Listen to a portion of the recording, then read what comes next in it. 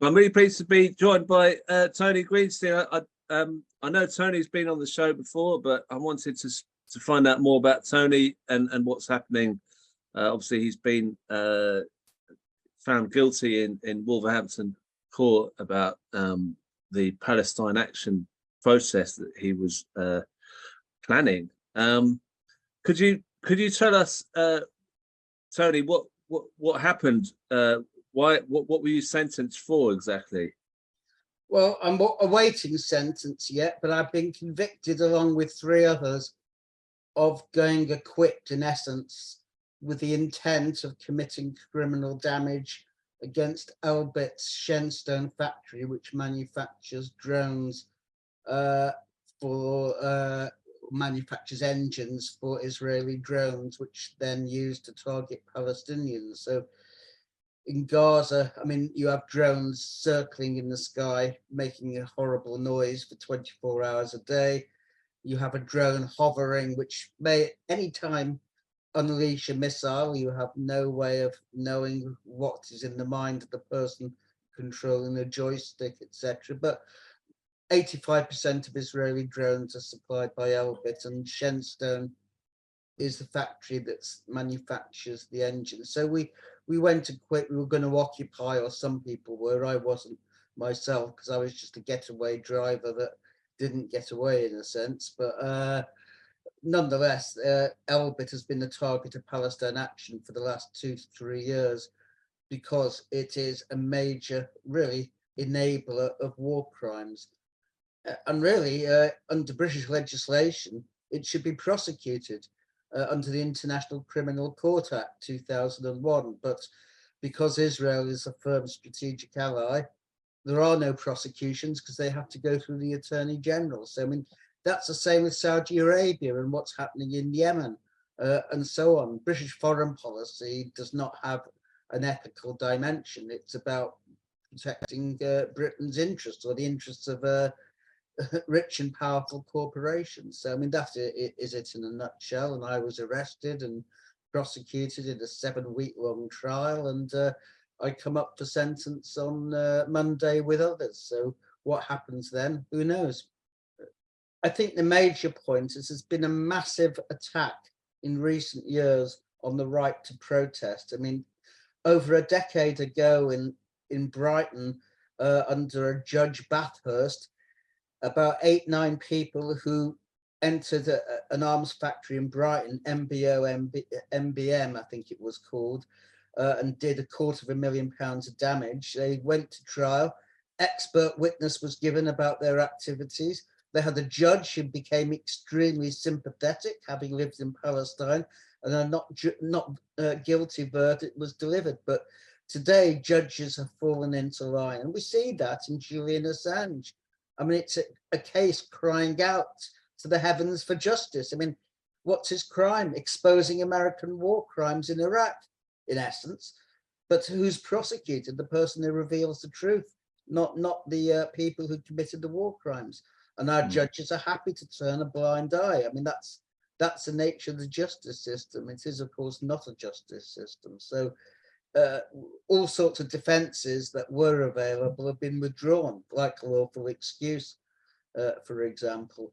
Juries are having so much hidden from them, they're not able to reach proper verdicts. You're not able to explain why you went and what is the reason. So trials have become in many ways conveyor belts, whereby the prosecution and the judges very narrowly control what evidence is allowed and what arguments can be made. So that is a situation I and others are in, and people will pay the price, and people are going to jail, not just Palestine Action, but climate action activists.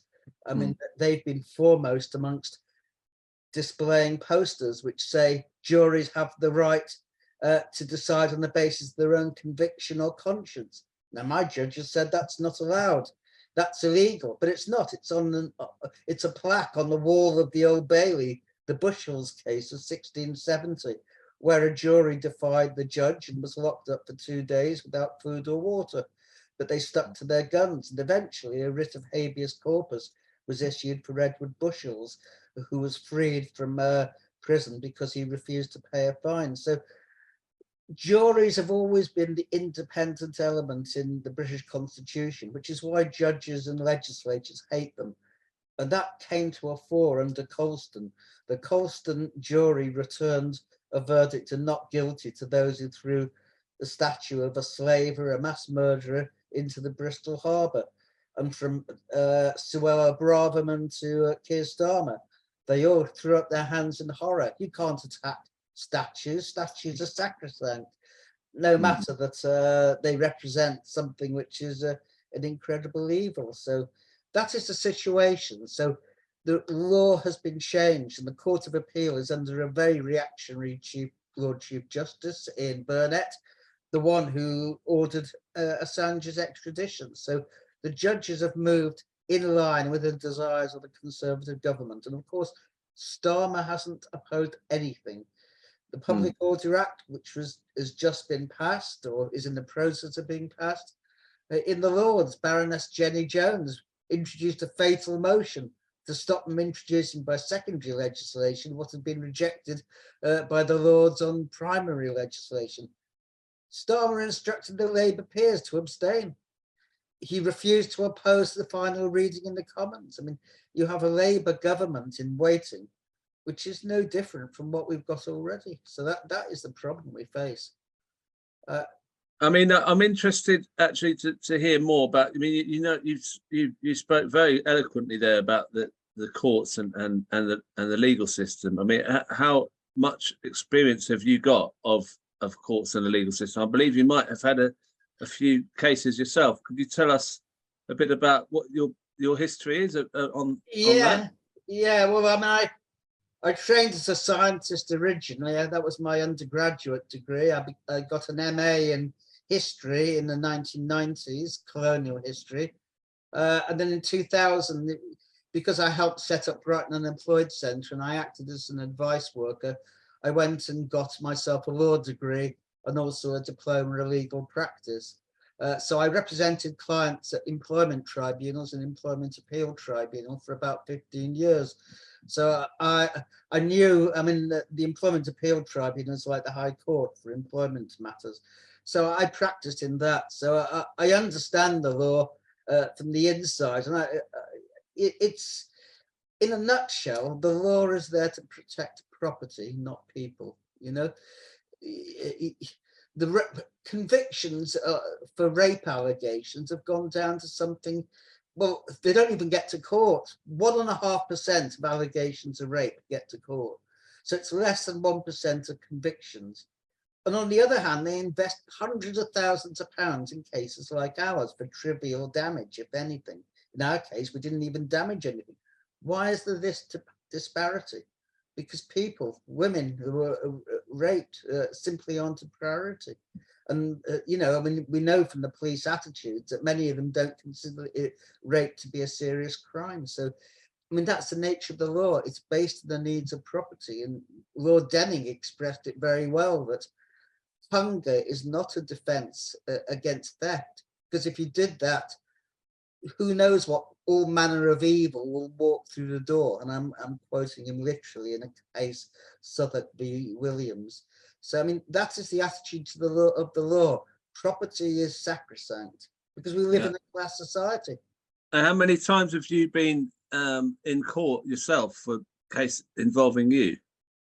I mean, umpteen times. I used to get prosecuted regularly in squatting, anti-fascist activities, and so on. I mean, God knows how many times I was arrested while squatting in my early 20s, but quite a number, and a few dope convictions, I have to say, and things like that. So I was quite a naughty. So have you got you've got a criminal record yourself?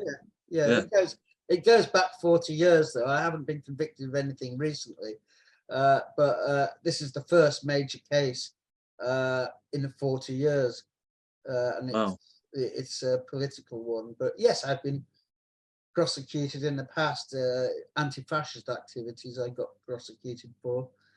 So I mean, can I ask you about your background on this? Because if you've been, you know, active for 40 years, I mean, what can you tell us about your family background? I mean, were your parents this kind of way inclined to protest? Where did this No, protesting and no, activism come from? Was it a family thing or something no, else? it wasn't. No, it wasn't. Uh, my father was a Jewish rabbi, and he was a traveling rabbi, so he went around from congregation to congregation. The only thing he did was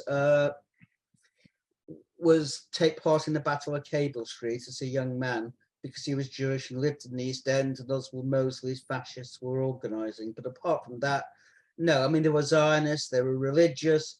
So it didn't come from my parents, but I did live, one of the congregations he ministered to was in Wales, Merthyr Tydfil. So that was the most heavily Labour area almost in the country. And I picked up from kids, the miners' kids, some of the radicalism, which I think I later adopted. I mean, they hated Churchill in Wales. You wouldn't know that if you lived in any other part of Britain, but Churchill was despised because he sent the police and the army in against the miners' strike. So I guess that's where it came from. But I think it was Zionism. I first broke from the religion, but to me, I mean, I saw that Marxism made sense, and that Zionism, it talked about what was good for Jews, not what was good for the oppressed. So it was a nationalist ideology which believed that being Jewish was more important than anything else in the world. And that was contradicted everything the Jewish socialists, the Jewish workers had always imbibed. I mean, there was a famous quote that of someone who was a Jewish worker: "Why should I swap a Jewish exploiter for another exploiter? They're all the same."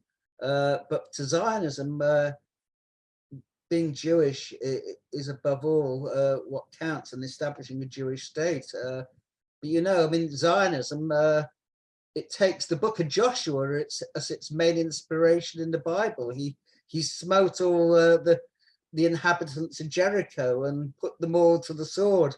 Yea, even every man, woman, and child. That is a text that the Zionists take to heart. They don't take to heart someone like the prophets, Isaiah. And I can quote where he says, "Wash yourselves, make yourselves clean, remove the evil of your doings from before my eyes. Cease to do evil, learn to do good. Seek justice, rescue the oppressed, defend the orphan, plead for the widow." And that's Isaiah 1:16-17. That doesn't make an appearance in Israel. There's about 12 different places where the Bible says to give shelter to the stranger and comfort and so on. Israel, you don't find that quoted in Israel today. Israel is all about racial purity, about the domination of Jews, about the exclusion of the other, that we don't want to live with the Arab because we can't do that. It's not about, so they're trying to deport the refugees that remain from Eritrea and the Sudan. That's been an ongoing issue in Israel for a number of years. There's no welcoming the stranger anymore. So can I just ask about you said your father was a Zionist and Yes, a rabbi. Mm. How did he react to you rebelling against that and being opposed to Zionism? Did you fall out with him, or was he able Oh yeah, to oh yeah, understand your yeah. view? I mean, most Jewish anti-Zionists have a very difficult time often with their families. I mean, a few will come from radical Jewish families to begin with, so it's easier for them. But many people have incredible difficulties on a personal level, and I was no exception. And 40, 50 years ago, when I became an anti-Zionist, I was almost alone. I mean, I didn't know any other Jewish anti-Zionists. The first pamphlet I read was by Moshe Machem, a veteran Israeli anti-Zionist, because I was in the International Socialists. But there were very few Jews who opposed Zionism. Today, there are thousands. I mean, it's a completely different situation. I mean, times change, because Israel is now, the mask has fallen off it. People don't believe Israel is a socialist state anymore, whereas they used to actually. The kibbutzim was held up as the ideal of the socialist collective. But of course, they never told you that non-Jews couldn't join it, this socialist paradise. So you were sort of ahead of the curve on that. But what when do you think that more Jewish people change towards being? Is there a particular event or? It's difficult to know. I think the ongoing occupation of the West Bank has stripped the mask because it's clearly apartheid. I mean, Israeli soldiers in the recent riot in Huara said they didn't know what to do with the settler pogromists. Well, they know what to do with Palestinian demonstrators. They shoot them, but they wouldn't shoot an Israeli Jewish settler. Why the disparity? Clearly, that's apartheid. I mean, apart from all the other things. So that, but I think the 1982 invasion of Lebanon, the brutality, the murder, I mean, 20,000 people died. The bombardment of Beirut, I think that pulled the scales from people's eyes. Tony Benn and Eric Hepper resigned from Labour Friends of Israel over that. That was a pivotal moment in Labour and Israeli Zionist history, in a sense, in this country, that many people started to wake up. And you were already anti-Zionist at that point. Oh yeah. I mean, I predicted this. So you seem to be kind of ahead of the curve, and you were the first Jewish member of the Labour Party to be expelled in the anti-Semitism smear campaign. So how do you're sort of like you're blessed with a foresight, but also you're cursed with that. Do you find that? How do you see yourself in that way? I mean, you seem to be picked on first because you are so outspoken. I don't mind it. I mean, I quite welcomed it in a sense because I felt I was more able to deal with it than someone else. I mean, I joined the Labour Party in October 5th, 2015. I'd already registered as a supporter and it fished my vote out of the ballot box like about 4,000 or 5,000 others, if you remember that heady summer of 2015, when McNichol went through the lists and fished out about 4,000 or 5,000 people who were barred, the registered supporters. But I joined in October 2015. Clearly, the Zionists saw red because I was targeted immediately. And in March, I think it was March 16th, I received a letter from John Stolliday, who now works for Unison, simply saying I'd been suspended because of remarks I was alleged to have made, nothing more. They wouldn't tell me what those remarks were. I learned 2 weeks later from joint headlines in the Telegraph and the Times, I'd been expelled, well, I'd been suspended for a whole series of remarks such as Israel is more concerned about saving benefits by Holocaust survivors dying. Well, I was quoting a Haaretz article to that effect. I was quoted as saying that Israel's marriage laws are like those in Nazi Germany. You can't marry a non-Jew. I was quoting Hannah Arendt, the greatest Jewish political philosopher of the last century. So, you know, all these things, but they were ill formulated. And I had an interview with a Labour investigator and then a 2-year investigation. And then I had to go to the High Court to obtain an injunction because they rang me up, they emailed me after about 20 months. I was in the hospital because I'd had a liver transplant and I'd been in for a hernia operation, telling me I had about 4 weeks to get a case together to respond to a 200, 300 page bundle. And they wouldn't postpone it. They were in a hurry. We later learned from the leaked report why they were in a hurry. So in the end, I just went to the High Court and obtained an injunction. So they had to put it back and it threw their whole timetable out. You can find details of that in the Labour leaked report. But yeah, I was targeted because the Jewish Labour movement had me in their sights, and Ken Livingstone and Jackie Walker. They had a number of people in their sights. And the tragedy is that Corbyn and those around him, they didn't see that once they offered us up, they wouldn't then cease. They would simply come back for more and more. And that's what happened. Whenever one demand was satisfied, they ratcheted it up. So eventually, I mean, they denied initially the anti-Semitism campaign was about Israel, but then they wanted the IHRA, which conflates anti-Zionism and anti-Semitism. It redefines anti-Semitism, not as hatred of Jews, but as hatred of Zionism. So you had this ongoing campaign. It was clearly planned. And I was the first Jewish victim, but not the last. But of course, when I was suspended, I mean, people did say, well, there's no smoke without fire. There must be something to it, because anti-Semitism then was not like it is now, a weapon of first resort. So, I mean, people even in the momentum, or especially, did have their doubts. There must be something to it. So, but when it came to it, I mean, one of the major charges, I called Louise Ellman MP, if you remember, the MP for Riverside. Yeah. I called her a support of Israeli child abuse. So this outraged my hearing. I mean, I shamed her. I said, well, she spoke up in 2 parliamentary debates defending Israeli military arrests of Palestinian children. This is children under 16, as young as 12, in the middle of the night when the early hours are taken from their beds, blindfolded, not allowed to dress often, beaten and slapped around, kept in a cold waiting yard, not allowed to see lawyers or their own parents. And Louise Ellman was justifying this and saying they're being incited to throw stones, as if living under occupation, a military junta, you need incitement to oppose the occupation.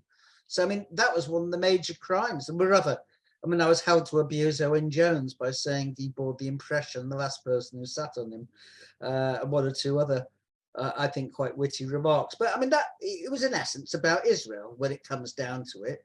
And the Jewish labour movement was in the fore of it. We know that from the Labour Elite report, although they denied it at the time, of course. So look, I just want to say, because you just said that thing about Israeli child abuse, you don't hold back on some of the words that you use and the terms that you use, No. and other people sort of criticize you because you're not subtle, or you're not kind of mild mannered in your writing as well, which is prolific. Why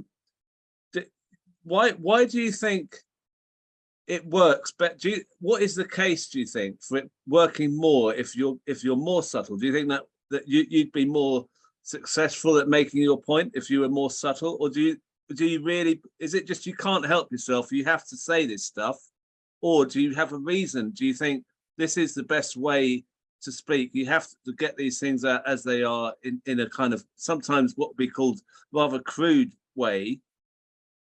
Can you kind of explain your use of language sometimes? I suppose I take my inspiration from the prophets. They castigated the Israelites. They didn't hold back. One of my favorite Israeli mentors, in a sense, he was a Zionist in a sense, was Yeshayahu Leibovich. He was a professor of philosophy, but he was a polymath at the Hebrew University, who was awarded the Israel Prize, but then there was a massive protest about this, so he declined it. But he described the settlers as Judeo-Nazis. He said they worship not God, but they worship the land. They're idolaters. He didn't pull his punches. I think if you believe in something, you have to say it as it is. So I called Louise Ellman an enabler and a supporter and defender of child abuse, because that's what the Israeli military do to Palestinian children. They kill them. They beat them up. Sexual abuse is rampant. I mean, 60% of girls report sexual abuse. I mean, do we pull our punches and pretend otherwise? No, I think not. I mean, I said of the Jewish labor movement when it was going on about anti-Semitism at the very beginning, that taking lessons from the JLM over anti-Semitism is like taking lessons from Nick Griffin over multiculturalism. It's not possible. Nick Griffin being the ex-leader of the BNP, or Tanya Gold, I mean, who's just attacked Asa Winstanley's book, Weaponizing Anti-Semitism. I mean, I said she is to journalism what Harold Shipman was to the care of the elderly. I did actually tone that one down. I originally compared it to Joseph Mengele and medical, well, Joseph Mengele, the Auschwitz doctor, to medical research. But I thought maybe that was a step too far. I mean, I wouldn't have the guts to do what you do and what you say there, and most people wouldn't. And then there's this sort of, I get the feeling there's sort of like, this isn't the right way to do it. You've got to be more, have better manners. So you know, what's that all about? Why do you think people think manners are so important? And when we're facing such a terrible situation with people being smeared as racists and anti-Semites who are not, I mean, why are we worrying about our P's and Q's when the other side are at us? Well, that's with right. Smears? That's right. The other side doesn't hold back, but we are so guilt-tripped over identity politics, not giving offence and so on, that many people, they mistake form for substance. And I think that's the problem. I think if you see something that's wrong, that's evil, you speak out about it. You say what you think. You don't pull your punches. So, I mean, you know, I mean, Zionists, when I'm accused of being a self-hater, I say, no, I hate you. No, it's not me that I hate. I mean, you have to be blunt. I mean, they are racist. They are supporters of apartheid. An apartheid system that makes a South African apartheid pale in comparison. And yet that's what's happening. The Tories are going overboard. You know, I mean, now we have the BDS bill outlawing boycott, divestment and sanctions. I sent a letter to the Guardian, which I'm sure won't print it now because they used to, but they don't print my letters anymore, saying at least Thatcher was honest. When she opposed sanctions on South Africa, it was because she and her husband supported white supremacy and the Tories were open. Today, they oppose sanctions on Israel, not in the name of Jewish supremacy, but in the name of anti-Semitism. It's a total hypocrisy. They're apparently opposed to anti-Semitism. That's why they oppose boycott, divestment and sanctions. But we all know the real reason. And that's I mean, I'm really interested in this. Well, it's what I was talking about here. Do you think that your more bold approach was triggered by the smearing of you, the attacks on you? Do you think you kind of had a, well, if you're going to be like that, then I'm going to attack back harder, or was it just something that you've always been like? No, it's something I've always. I mean, my blog has never changed. I mean, if you see something, then you say it. You don't need to pull your punches. I mean, obviously you don't. You try to be as accurate as possible, but you know, I mean, this false anti-Semitism nonsense. But that's why I wrote a book on Zionism during the Holocaust, because the Zionists, who alone amongst the Jewish people, wanted to reach an accord with Hitler. Most Jewish people, 99%, supported the boycott of Nazi Germany. That was the obvious thing to do when Hitler came to power, was to boycott Nazi Germany and try to overthrow it. The Zionists, though, took a different tack. They saw only opportunities. And so they agreed this trade agreement, which they latterly justify as rescuing German Jews when it did nothing of the kind. So I wanted to explore that history. And the history is not a pretty one. Anyone who's read my book will know. The Zionists haven't attacked it because they don't want to get into that debate, because they know their record is so shocking. And I quote primarily 90% of it is from Zionist sources. I don't quote anti-Zionist sources, but deliberately. I mean, you're prolific in your writing. Your blogs you're doing these blogs, and then you write this book as well. I mean, you really won't let it go. You're not retreating. You don't seem to want to retreat at all. As Tony Blair said, I don't have a reverse gear. Well, I mean, if the world, if right, say this country had more Tony Greensteins, if there were more of you, say there were 1,000 Tony Greensteins, do you think that there'd be a revolution? Probably not, because I think the problem we have in this country is who is going to be the agent of change. And I mean, I don't know how old you are, but you'll remember maybe the miners' strike and the dockers and we've lost all the big battalions of the working class, and so we have a real problem that the trade union movement has moved to the right, it's become depoliticized, we have a bureaucracy which carefully controls the workforce and so on. I mean, the trade unions today are primarily policemen of their own members. That is a real problem. So I'm not sure. I mean, there are many, many people. I mean, I get a lot of support, believe it or not. That's how my blog has continued. I mean, I have many people who attack me, but also many people who are supportive. So there are many people who speak out, and I think there are far more.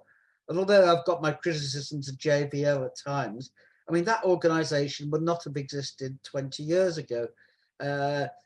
But of course, it was never about Jews. The anti-Semitism nonsense was about defending apartheid, using Jews as the excuse. And I give the example in my book. Israel uses the Holocaust whenever it can to defend its actions. You know, I mean, Menachem Begin, when he was surrounding Beirut with the Israeli army and bombing it, spoke of Yasser Arafat like Hitler in his bunker. But, you know, Holocaust survivors, over a third of them in Israel live today in absolute poverty. They can either afford to heat or to eat. They can't do both.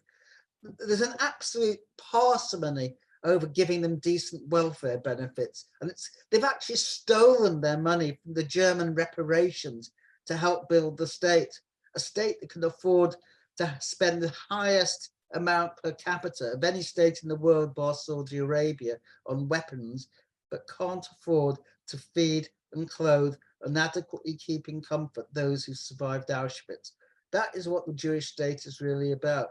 The Holocaust survivors are a hindrance. They're a nuisance almost.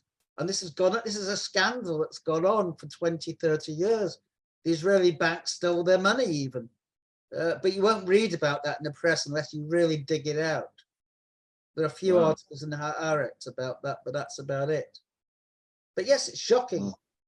It's shocking, just like Israel employed Nazi agents after the war as part of its fight.